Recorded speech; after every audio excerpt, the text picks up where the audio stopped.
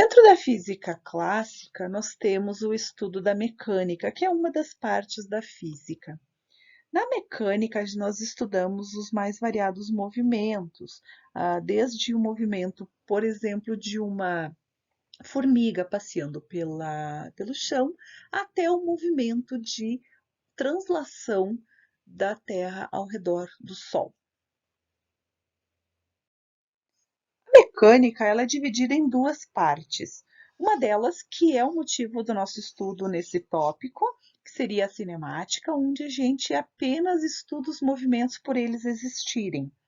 E a dinâmica, que é onde a gente estuda as causas, os motivos que levaram um determinado movimento a acontecer ou até a ausência dele, ou seja, por que um objeto está em repouso.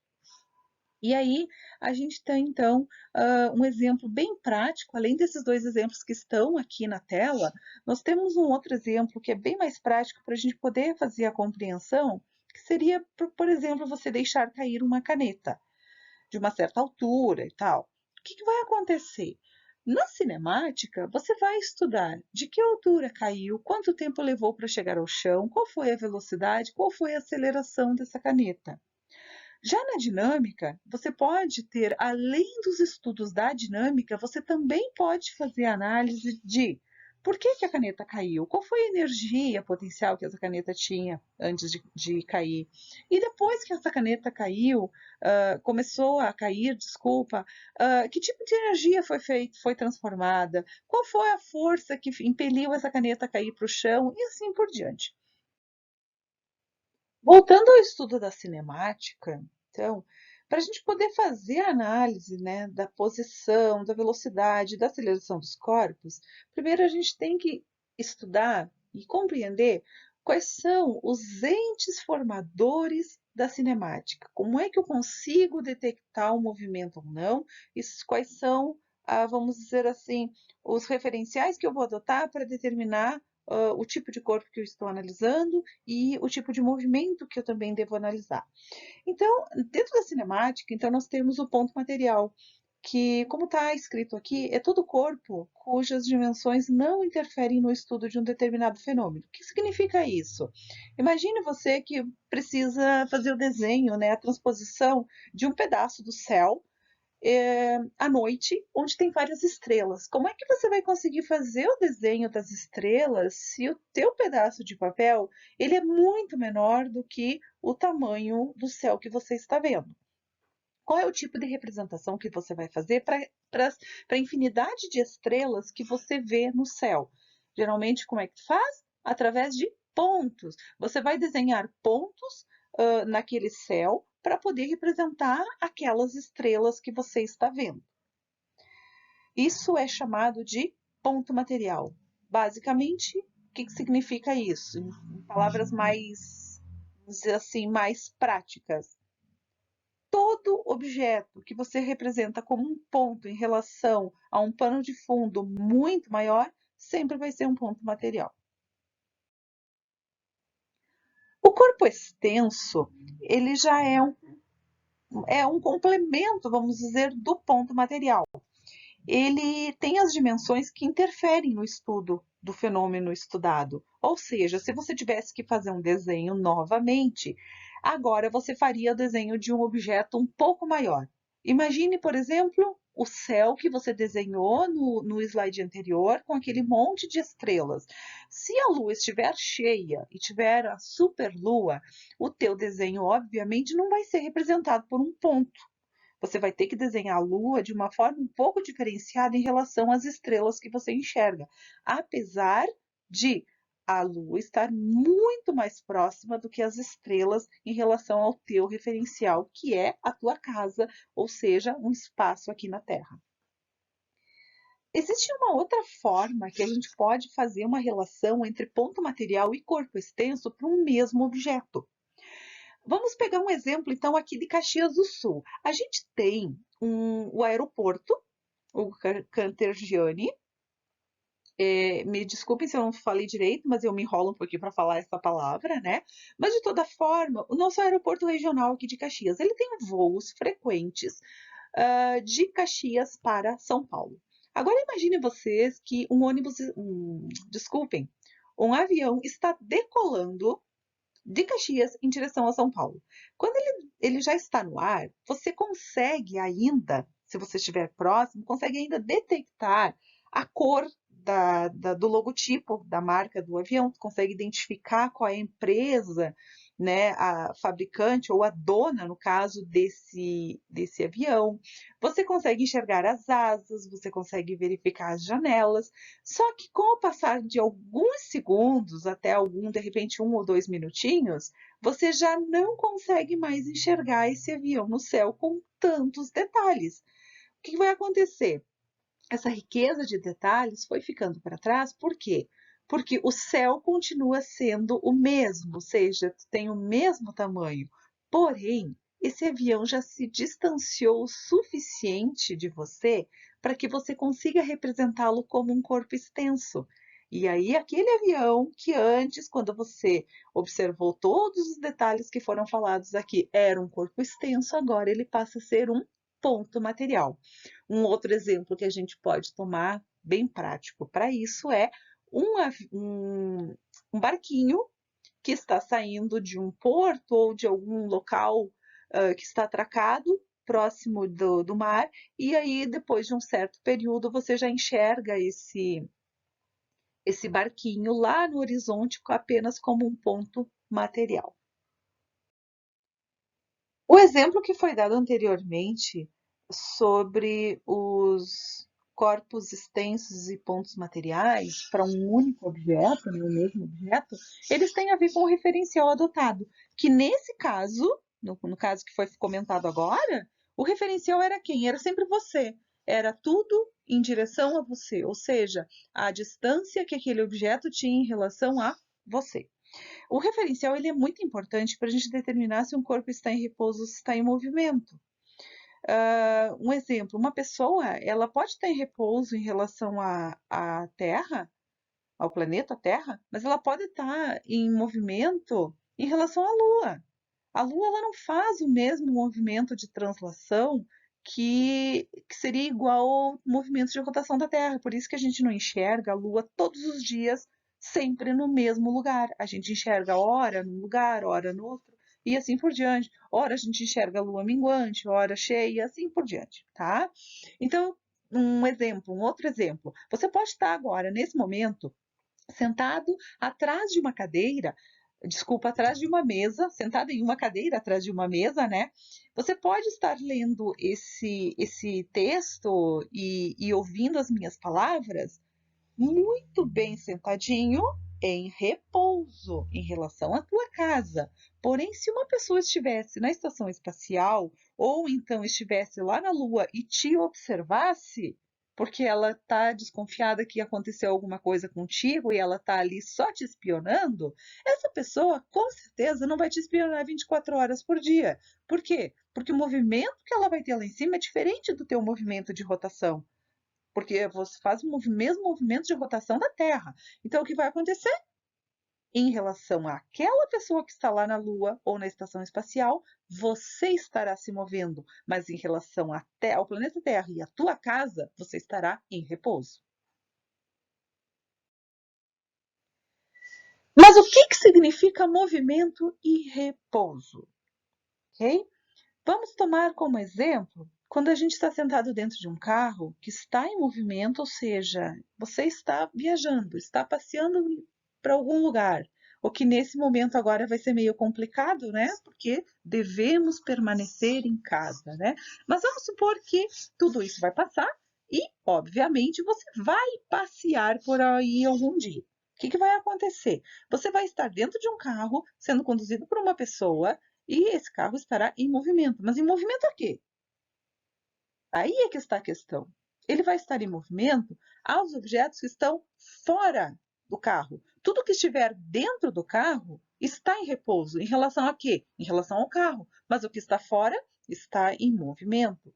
Então, você, dentro do carro bonitinho, você poderá estar em movimento em relação a uma pessoa que está te observando do lado de fora desse carro.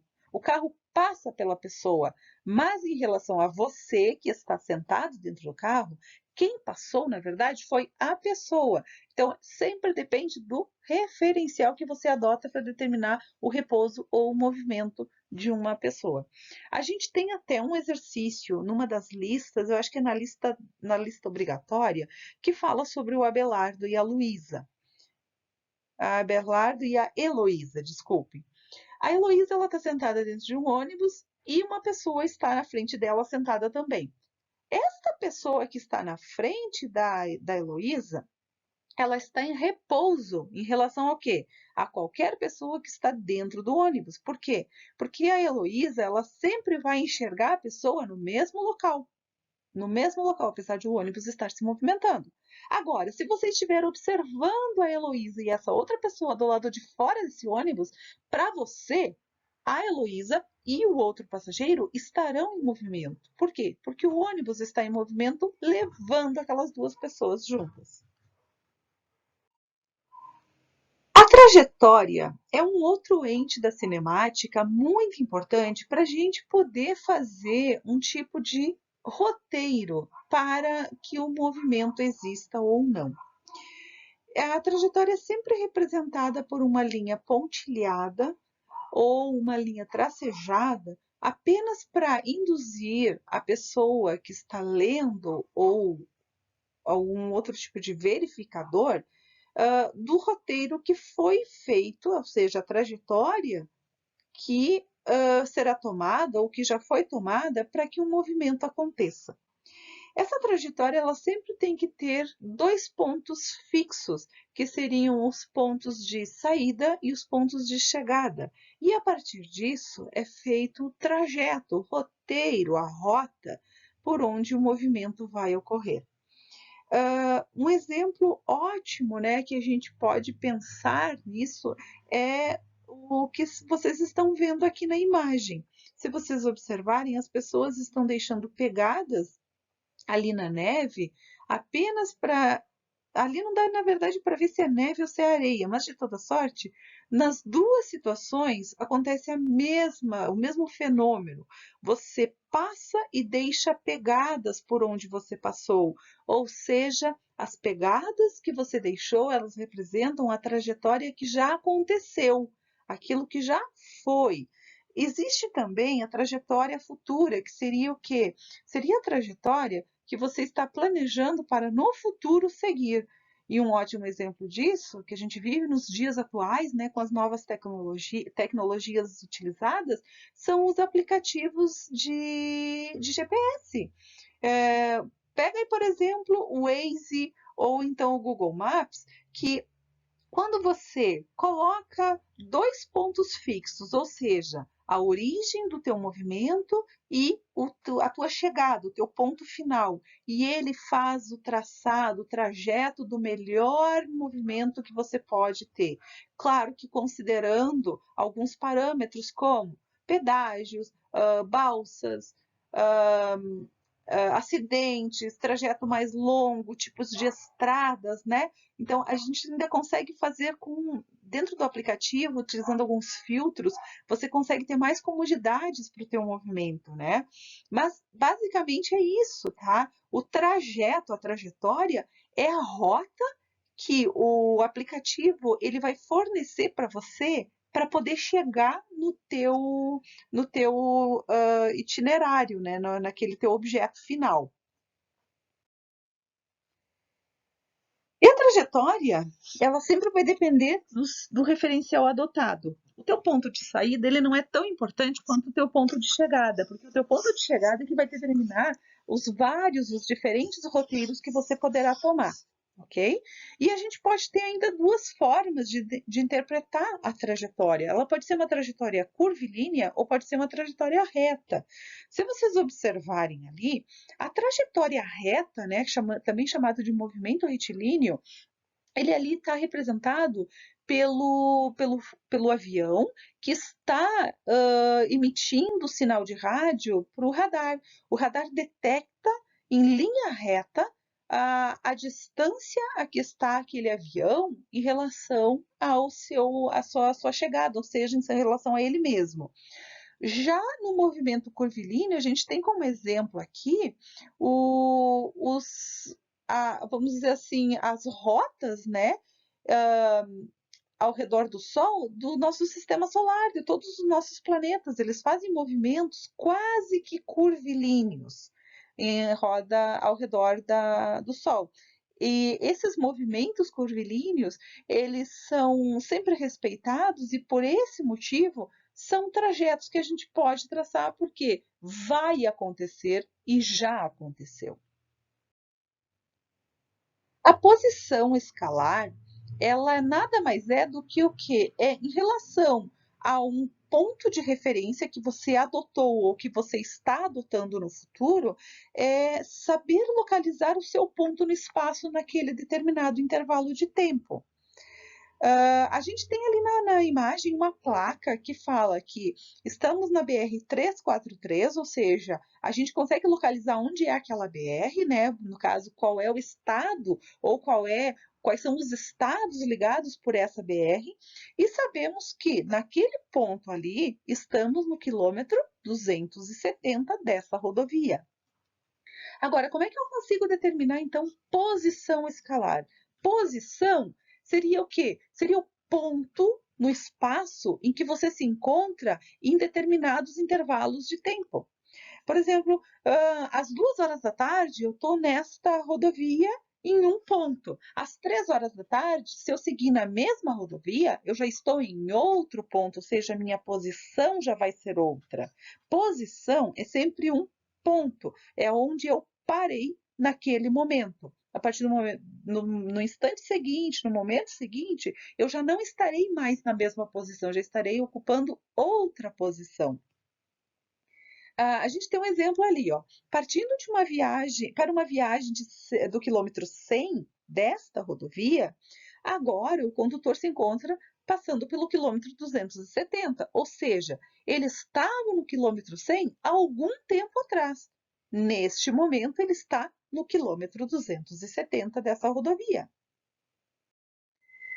Deslocamento. O que é deslocamento? É o espaço percorrido por um corpo em relação sempre ao ponto de início ou então ao ponto final de um determinado caminho, de uma trajetória, né?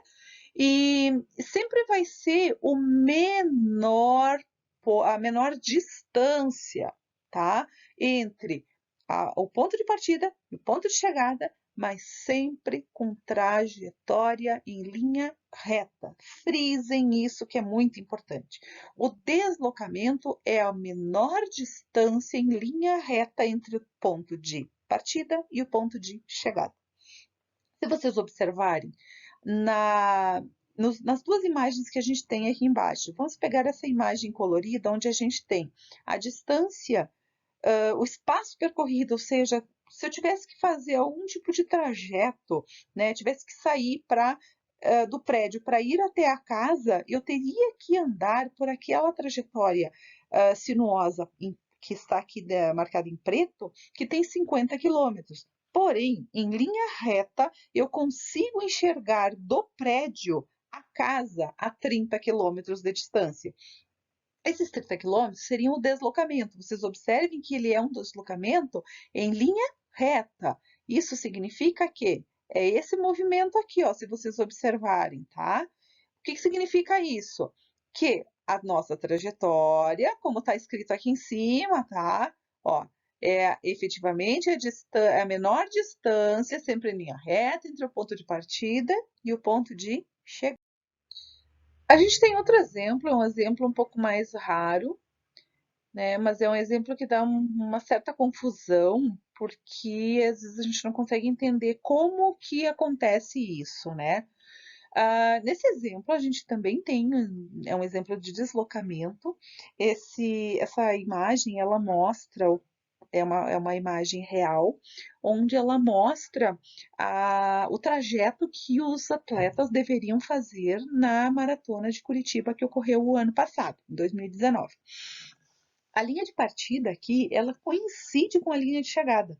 exatamente a mesma, ou seja, o atleta ele sai de um ponto, ele faz um monte de voltas pela cidade até completar os 42 quilômetros e chega no mesmo ponto onde ele saiu, ou seja, coincidiu de ponto de saída e ponto de chegada serem iguais. Nesse caso, qual foi o meu deslocamento? Foi zero. Isso mesmo, zero. Por quê? Porque o que acontece é que a regra diz que a interpretação do deslocamento é a menor distância em linha reta entre o ponto de saída e o ponto de chegada. Nesse caso, foi zero, porque ele chegou e saiu do mesmo lugar. Então, são casos que exigem do leitor que ele observe esses pequenos detalhes, porque acaba sempre gerando uma certa confusão. Ele confunde, ele vai dizer, mas como assim? Quer dizer que eu andei, andei, andei e no final das contas meu deslocamento foi zero? Isso mesmo. Andar não significa que você tem deslocamento diferente de zero. Deslocamento e espaço percorrido são coisas bem diferentes.